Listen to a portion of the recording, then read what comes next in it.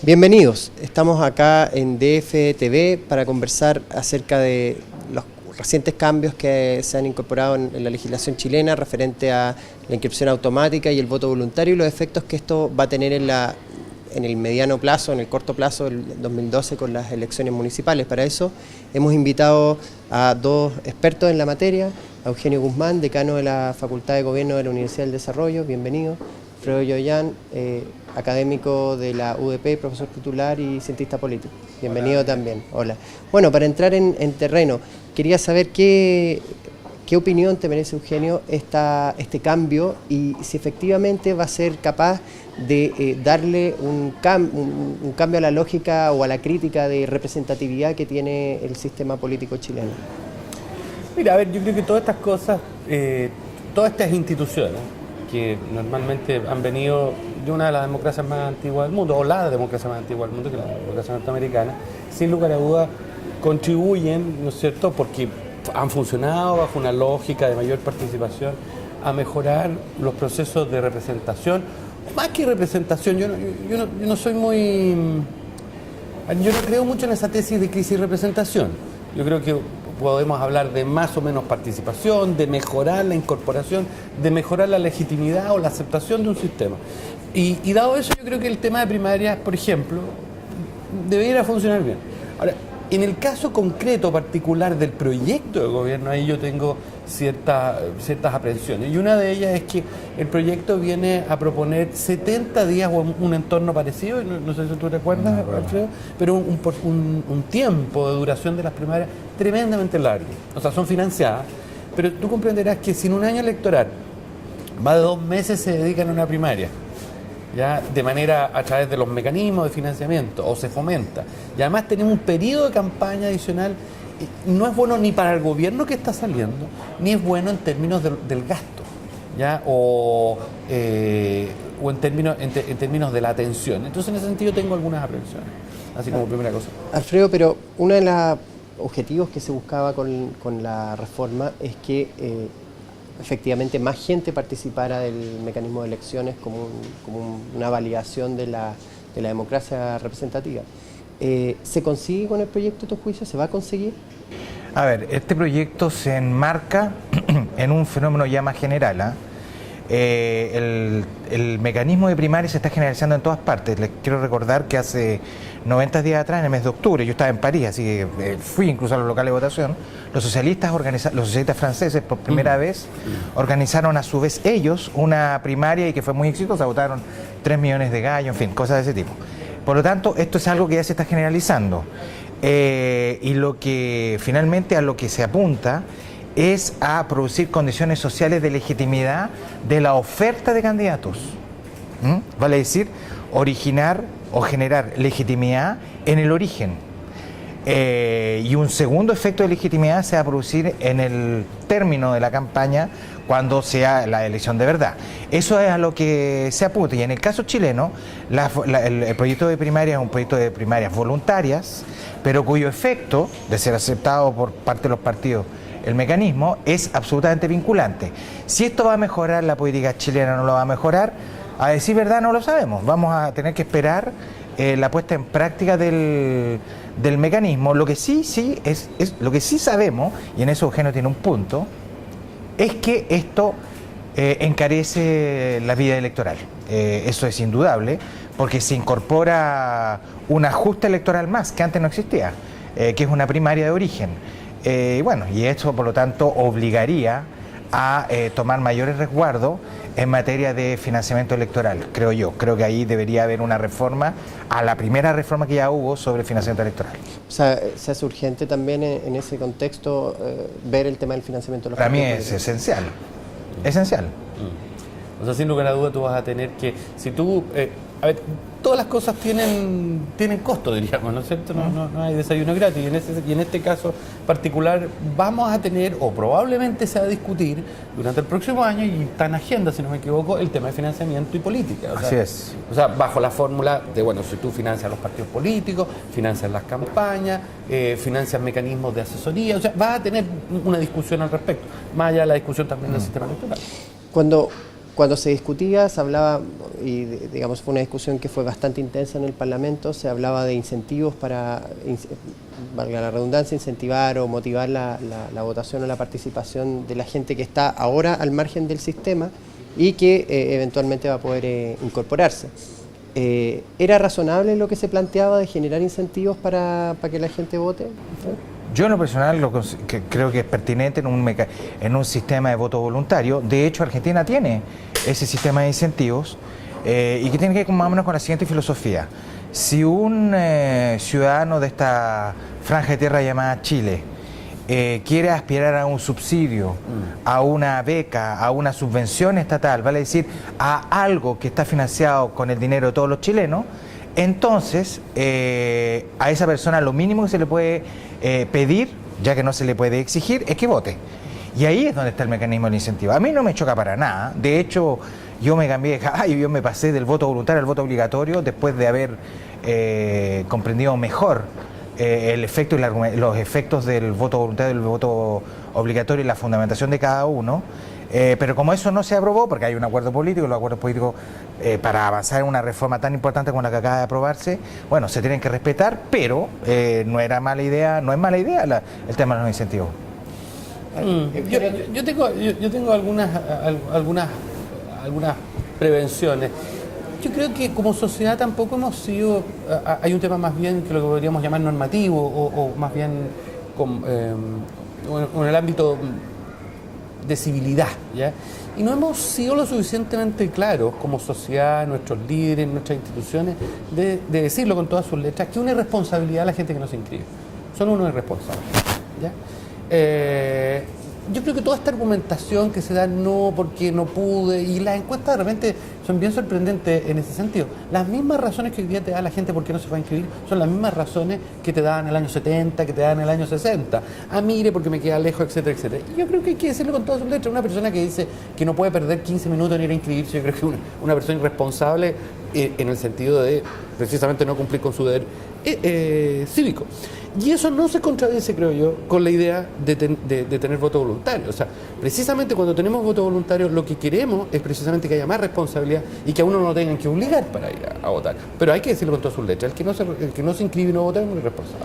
Si hablamos de un nuevo padrón electoral, de un padrón que cambió, que se incorporan alrededor de 4,5 millones, que es lo que se estima la gente que no está votando, pudiendo hacerlo, ¿cómo puede este volumen de votantes nuevos cambiar el mapa político de cara a una cuestión que queda muy cerca, las elecciones municipales del próximo año? ¿Qué te parece? Mira, esa es la pregunta al final, es la pregunta del millón, digamos. ¿Qué efecto concreto produce la incorporación masiva al padrón de 4.700.000? Para contextualizar, en términos históricos, esta es la reforma electoral más importante, no desde 1949 o de 1849, habló Piñera. No, eso no tiene nada que ver con la incorporación de las mujeres. No, es la más importante desde 1970. En 1970 el padrón creció en 1.200.000 personas. Exactamente. Porque esa fue la reforma electoral que hizo bajar la edad de ciudadanía electoral desde los 21 a los 18 años. Y creció en un 37% el padrón. Aquí está creciendo en un 31%, no recuerdo bien el porcentaje. Es enorme, el crecimiento. Ahora, ¿qué efecto concreto tiene eso? Primer efecto en lo inmediato, eso es evidente, incertidumbre. Hay más gente que va a haber que persuadir para votar, y para votar a favor de uno. Ese es el primer efecto.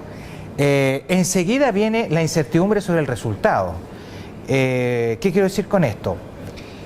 No pensemos que estas personas son completamente desconocidas a lo menos para los que estamos en el mundo universitario y que nos preocupamos de estas cosas. Porque si fuesen muy desconocidas, nos hubiésemos enterado hace rato, digamos. Sucede que gran parte de estas personas son jóvenes y una gran cantidad de esos jóvenes viven con sus padres. Y la literatura científica en materia de socialización política muestra qué cosa: que los fenómenos los procesos de transferencia de preferencias políticas de padres a hijos opera bien cuando se vive juntos. Y comienza a producirse una brecha cuando esos jóvenes salen del hogar, se incorporan al mercado del trabajo, empiezan a formar familia, vale decir, cambian sus estilos de vida. Por lo tanto, existe una alta probabilidad de que los inscritos de hoy sean bastante parecidos a nivel de comportamiento de los nuevos inscritos de mañana. Por lo tanto, no creo que vayan a haber transformaciones dramáticas de los resultados. Eso no significa que no puedan haber modificaciones del cuadro político, porque aquí vamos a tener que ver bien exactamente qué efecto va a tener sobre las elecciones los fenómenos de movilizaciones sociales, el malestar que está recorriendo a Chile, malestar además con todos, han dicho sea de paso, y así sucesivamente. Habrá que verlo, pero la incertidumbre es lo que priva. Yo te agregaría eso. Sí, además que tú lo que muestras de alguna manera en la literatura también, o los datos que tú puedes ver en América Latina, o al comparar países con voto o sin voto voluntario, es que además, ¿ya? ¿No es cierto?, esta gente que ha ido a votar por tantos años tiene esta costumbre. Entonces esa gente probablemente no van a ser muchos los que dejan de ir a votar. Y lo que dice Alfredo es que los cambios se van a producir, porque siempre los cambios se producen en el margen. En el fondo se produce porque un tipo de 31 y necesitaba un 35% para ganar. Entonces, no hay que confundir de que esos cambios que se produzcan sean resultado final de esta incorporación masiva, sino que es porque así es la política final.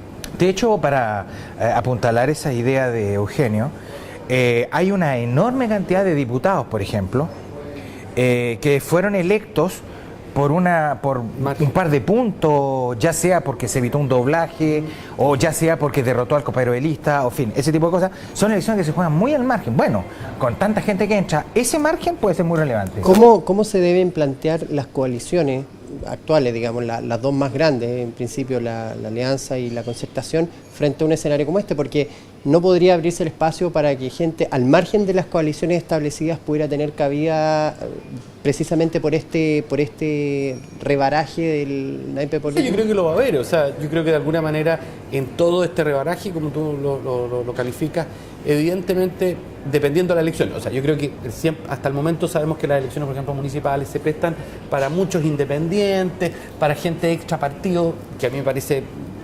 Yo siempre he mirado ese fenómeno con mucho cuidado. Lo único que hace es debilitar el sistema. Pero bueno, está ahí. Y por otra parte, ¿no es cierto?, la posibilidad de que nuevos liderazgos surjan. Ahora, eso va a depender de cuán débiles o fuertes sean los partidos hoy en día, o los liderazgos de los partidos. En este escenario que viene en los próximos meses, con un cambio, digamos, que incluso va a empezar a funcionar para la próxima elección municipal, ¿cómo crees tú, Alfredo, que están las coaliciones principales, la Alianza y la Concertación de cara a las municipales? ¿Cómo la enfrentan? No, yo creo que las dos coaliciones están extraordinariamente agotadas desde el punto de vista de su desempeño electoral. El problema es de que el parámetro municipal no es un buen parámetro, porque las elecciones municipales premia candidaturas netamente locales. Hay una dimensión local de la cual los partidos, que son partidos nacionales, no necesariamente se hacen cargo.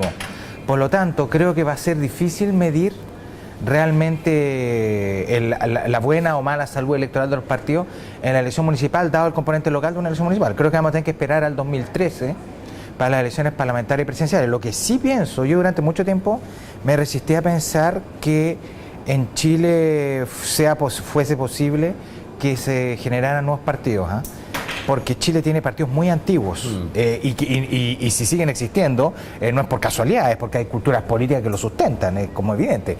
Partido Radical, que viene desde 1863, si mal no recuerdo, Partido Comunista, 1921, Partido Socialista 1933 y la Democracia Cristiana desde el 58. Estamos hablando de partidos relevantes, no son partidos menores. Por lo tanto, esos partidos finalmente elevaban los costos de entrada al sistema para nuevas fuerzas de manera dramática. Sin embargo, hoy día, dados los niveles de desafección, y ahí yo tengo una diferencia con Eugenio, dados los niveles de desafección que uno está observando y la profundidad del malestar ciudadano con distintas cosas, no solamente malestar con la política, es malestar con las grandes empresas, con la Polar, algo así como un choreamiento generalizado. Bueno, eso a mí me hace pensar que por primera vez podrían haber posibilidades para la creación de nuevas fuerzas. Sigo pensando que va a ser difícil, pero me parece que por primera vez existen condiciones. ¿Qué te parece? Mira, a ver, si el tema es que en el caso de cuánta influencia o no tengan las municipales, yo creo que al final, como todo este tipo de cosas, va a ser como se lea, o sea, la página del día siguiente. Y en Chile tenemos parece se ha instalado una tradición de que inmediatamente después de la elección municipal hacemos todo tipo de programaciones, cálculos, etcétera, etcétera. A pesar de que en los hechos, tiene razón Alfredo, cuando tú tratas de ver cuántos votaron aquí, cuántos votaron en la elección parlamentaria, o sea, municipal versus parlamentaria, no hay mucha relación. Sin perjuicio de eso, a ver, yo creo que más bien, como no, para que tú tengas partidos políticos, creo que tienes que tener ciertas coyunturas de liderazgo que no las hay. Y en ese sentido, yo creo que más el fenómeno va a ser de más independientes, ¿ya? Lo cual no creo que es bueno para un país mucho independiente, porque estos independientes finalmente nunca es más bien un eufemismo para aprovechar una coyuntura política. No existen los independientes, eso no es verdad. ¿Sea independiente de qué, por favor? Pero, y en ese sentido soy más escéptico a que surjan partidos. Sin perjuicio, creo que se está abriendo esa coyuntura, pero más bien se va a dar por el lado de más independientes. En el caso, si uno quisiera evaluar la performance o del gobierno o de la oposición de cara a las municipales, tal vez se puede medir por municipios emblemáticos, ciudades emblemáticas que puedan cambiar de mano. Mira, la política profesional en esto es súper ingeniosa, digamos, es decir, se miden las capitales regionales, las poblaciones controladas por los alcaldes, magnitudes de los territorios. Mira, en eso se puede hacer todo tipo de cálculos, todo tipo de cálculos. Yo sigo pensando que no existe una causalidad clara entre resultado municipal y resultado en elecciones nacionales, que es un poco lo que mencionaba Eugenio, porque se dijo que en la última elección municipal se dijo que la derecha, producto que ganó a nivel de las elecciones municipales, no las de los concejales, las elecciones de alcalde, se sostuvo y se afirmó, y yo creo que se transformó en proceso de autocumplida, se afirmó que con esto ganó la presidencial. Y francamente, creo que el tema no es tan evidente. Creo que efectivamente fue así, pero es porque se construyó un sentido común que tiene que ver con cómo se interpretó el resultado municipal, que se pudo finalmente sostener una cosa de ese tipo. Piensa tu Pudahuel, por ejemplo. Estaba pensando, o ve algunos casos emblemáticos. Tú tienes un alcalde muy sólido, muy fuerte, muy conocido, de gran conocimiento de la comuna, que Johnny Carrasco, él es del PS, ¿no? Socialista, sí. Socialista. Y saca una alta votación, pero eso no se extrapola a que el diputado correspondiente capture toda esa votación. Entonces, ¿qué tan mezclado o empapado va a estar la elección municipal de las futuras presidenciales? Pensando, por ejemplo, en las cartas que se han barajado, la expresidenta Bachelet, los principales liderazgos que hay dentro del gobierno y que se están perfilando con una plataforma más presidencial. ¿Qué tan vinculadas van a estar esas dos elecciones? Por ejemplo, en el caso de los candidatos que recurran a ciertas figuras como para buscar su sustento, ¿cómo lo ves tú? No, yo creo que van a estar vinculadas por las razones que estábamos recién indicando. Y bueno, mira, yo creo que las elecciones en Chile son elecciones definitivamente estrechas. Yo no creo que vaya a clavarse la rueda de la fortuna al día siguiente de la elección municipal. Estas son elecciones altamente disputadas, que es lógico, es decir, es propio de cualquier democracia normalizada. Que hay otra tesis que está muy de moda. Se dice que la derecha pierde la próxima elección presidencial y la Constitución tiene garantizado 20 años más. Es absurdo, ¿no? Pero ¿de dónde me sacan ese tipo de tesis? ¿Dónde está escrito? ¿Dónde está la fundamentación? Eso forma parte de la mitología política. Al revés, se decía, y de hecho lo quiero recordar, se decía que si la derecha ganaba la elección presidencial, la que acaba de terminar y que ganó el presidente Piñera, si la derecha ganaba esa elección, la derecha tenía garantizado por lo menos 2 periodos. ¿De dónde sacan eso? Pero es que es una cosa, a mí me produce, considero irritante esa mitología, porque es poco seria, es fantasiosa, es como jugar, digamos. No, yo creo que hay que quedarse con lo evidente. Elecciones altamente disputadas, estrechas, que se van a jugar siempre en el margen, y cuando una victoria va a ser holgada, va a ser del tipo 53-47, es una victoria fuerte, digamos. O sea, sí, lo que ha ido pasando es que con los años, de una municipal que era el año 92, la derecha sacó un 29%, hoy en día ya alcanza el 40%, 43%, 44%, y lo que se van a ir consolidando van a ser esos números. Además que la municipal, tú ves que tú tienes 2 sistemas electorales compitiendo, tú tienes que la elección de alcalde es uninominal, o sea, vale decir, las personas votan solamente por un tienen un voto y que tienen que decidir entre ese u otras alternativas. Y la otra, la de concejales, tienen, entre comillas, pueden votar por varias otras personas y un sistema más bien proporcional. Entonces eso te va generando ciertas lógicas en particular que la hacen bastante distinta de la de diputados. Ahora, respecto a los presidenciables, bueno, ahí es como complicado porque yo creo que debiera haber más involucramiento, pero en todo caso los presidenciables yo creo que también tienen más tiempo. O sea, la renuncia de los que son presidenciables, que son ministros, Goldberg, por ejemplo, ya, o no sé, Alamán, supuestamente, ya tienen que tener un periodo de renunciar. La pregunta es si van a ocupar todo su capital político de involucrarse suficientemente de manera importante en esta elección. Yo creo que puede que estén mirando mucho. Lo mismo Bachelet. Falta mucho que se desgrane. La entrevista que a un diario da Belisario Velasco, sí, para mí me generó, no haría incertidumbre, pero bastante curiosidad respecto a qué quiere hacer Belisario Velasco, por ejemplo, cuando dice la presidenta Bachelet puede tener un gran puesto como secretaria general de la Naciones Unidas. Bueno, eso no es nuevo, ¿no? Desde que ella asumió Naciones Unidas. Pero ¿cuál es la lógica de lanzar eso? ¿Es una lógica de posicionamiento para decir, ok, nosotros Democracia Cristiana también podemos vetar o poner algunas cortapisas o qué? Entonces yo creo que va a haber este año hacer mucho de eso. Además, mezclado con lo que decía Alberto, de, bueno, qué tipo de movilizaciones sociales van a haber. Entonces, no va a ser tan limpio, entre comillas, o va a parecerse... Lo pienso un poco más, puede que se parezca a lo que fue el 2008, en donde teníamos una presidenta Bachelet en una situación bastante compleja, había movilizaciones, pero que después, de alguna manera está un poco confuso el escenario. Sobre todo por lo que en el 2008 la presidenta Bachelet ya tenía un stock de popularidad muy alto. Y aquí la diferencia es que Piñera va a ser un presidente cuya impopularidad lo va a acompañar durante todo su mandato.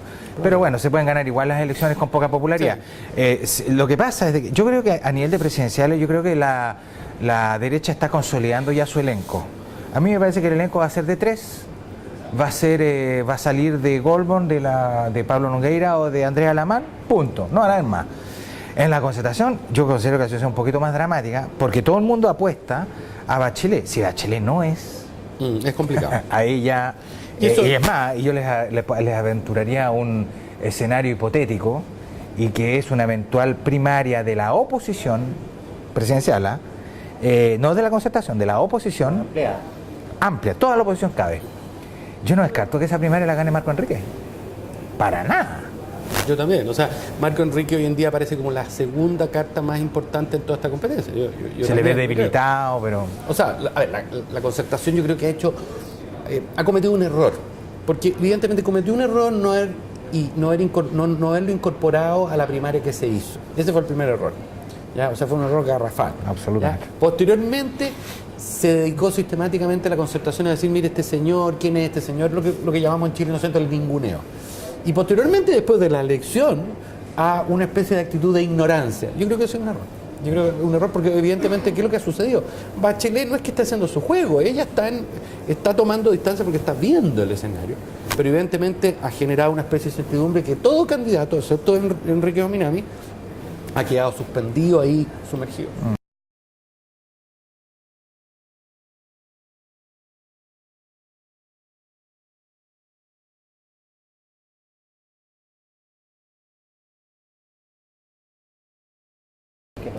Así es. Bueno, necesitan plata los partidos porque no tienen mucho.